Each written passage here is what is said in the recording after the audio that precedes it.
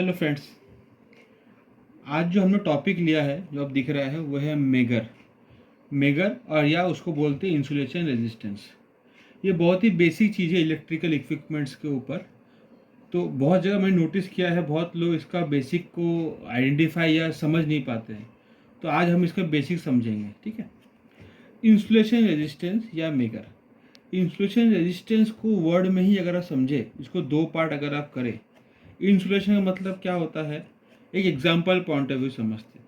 आपको याद होगा हमारे पास एक वाटर बॉटल रहता था, थर्मस बोलते हैं इसको हम, ठीक है। जो मिल्टन का रहता है, जो गर्म पानी अंदर गर्म रखता है या ठंडा पानी अंदर ठंडा ही रखता है, ठीक है। तो उसका काम होता है, उसका इंसुलेशन रहता है उसके बॉटल के आसपास पूरा, ठीक है। ये इंसुलेशन का मेन मकसद होता है कि अंदर की चीज़ बाहर नहीं जानी चाहिए और बाहर की चीज़ अंदर नहीं आनी चाहिए, ठीक है। ये उसका काम बखूबी करता है। पर ये जो करता है उसको हम इंसुलेशन बोलते हैं, ठीक है। अभी इंसुलेशन हो गया, दूसरा पॉइंट आता है रेजिस्टेंस का। अभी ये जो इंसुलेशन है, आप पानी गर्म आप रखते हो उसके अंदर तो हार्डली 1 या 2 दिन वो गर्म रह सकता है एट द एक्सट्रीम। आप महीने भर बाद खोलोगे, आप बोलेंगे गर्म मिलना चाहिए, वो तो नहीं मिलता है।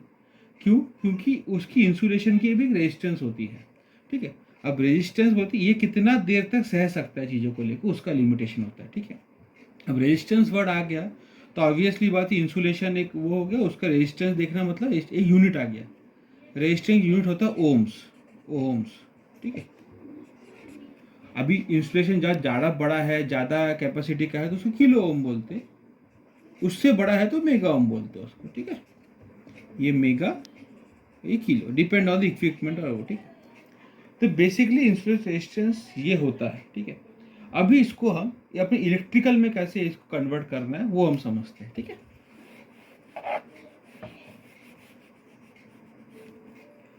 हम दो वायर से पकड़ते हैं, इसको हमने इक्विपमेंट को मेगर, जो इंसुलेशन रेजिस्टेंस जो इक्विपमेंट है उस पर एक लाइन रहता है और एक अर्थ रहता है।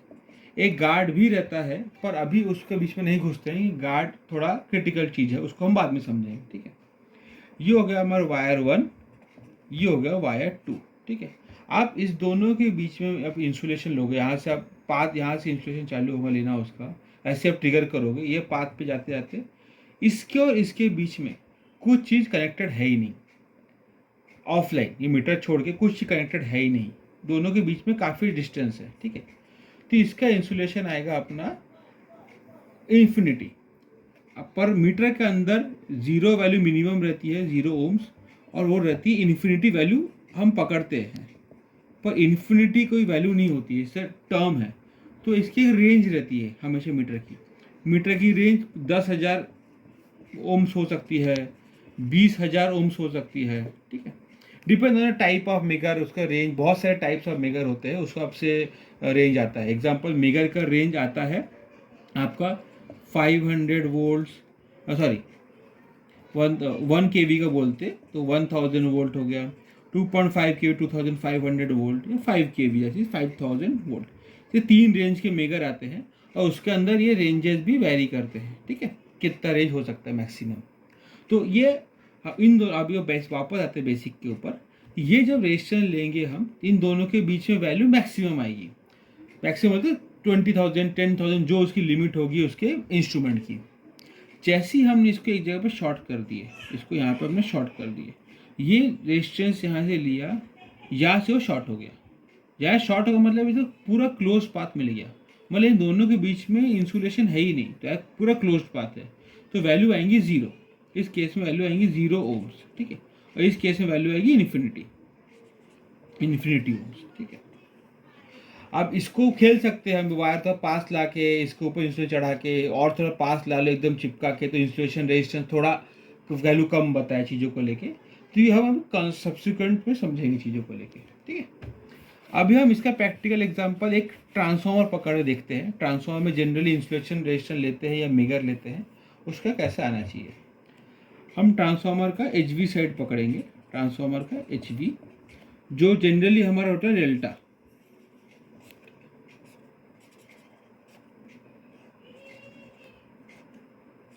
ये डेल्टा का हम पकड़ रहे हैं, ठीक है।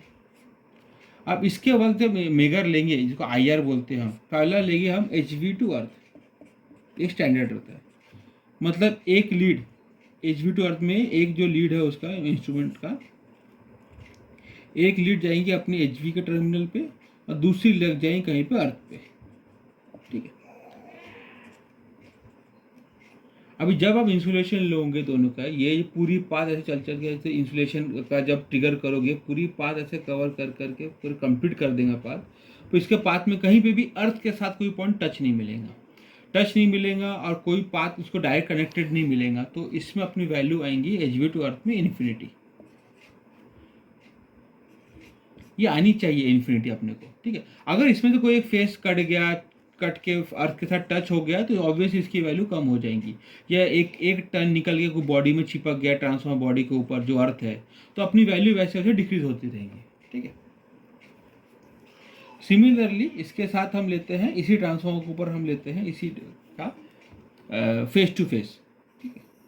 इसी के अंदर ये होगा फेस टू अर्थ हो गया, इसको HVR बोलते हैं, फेस टू अर्थ हो गया। सिमिलरली इसका होता है फेस टू फेस, ठीक है। फेस टू फेस आप बताए कितना वैल्यू आना चाहिए। ये मैंने यहाँ पे इंस्ट्रूमेंट लगाया, अर्थ और लाइन और अर्थ का एक फिगर गया यहाँ पे, ये पहला फेस पे, दूसरा गया मेरा ये फेस की स्टार्टिंग के ऊपर, ठीक है। अब आप बताइए इसमें कितना वैल्यू आना चाहिए।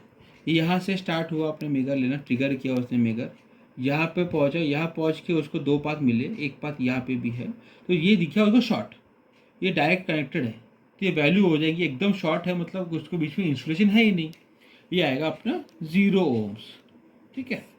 तो डेल्टा के HV साइड में जब भी हम इंसुलेशन IR टेस्ट करते हैं तो हमेशा ये कंफ्यूज हो जाता है हम चीज़ों को लेके कि ये 0 क्यों आ गया, ये कारण है उसका ये, ठीक है। तो मुझे ये वीडियो में आपको यही चीज़ बताना था।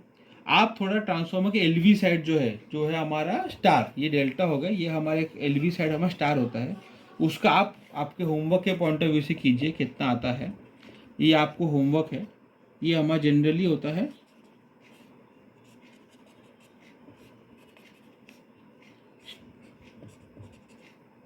ठीक है। ये L1 L2 L3 ये न्यूट्रल, ठीक है। इसको हम बोलते हैं DYN11। अभी आपको इसका मेगर निकालना है कि आपका HV टू अर्थ या फेस टू अर्थ कितना है और फेस टू फेस कितना है, ठीक है। इसकी वैल्यू आप मुझे कमेंट सेक्शन में लिख के बताइए कितना आना चाहिए आपके हिसाब से, इन्फिनिटी या 0, ठीक है। अगर इसके ऊपर कोई डाउट है तो आप प्लीज़ मुझे कमेंट सेक्शन में मेंशन कीजिए, मैं उसको लिए सेपरेटली आपको रिप्लाई करूँगा। ये इसके ऊपर आपको और वीडियो चाहिए आपको इस फॉर्म में, तो वो भी मैं आपको बना के दूँगा। Thank you.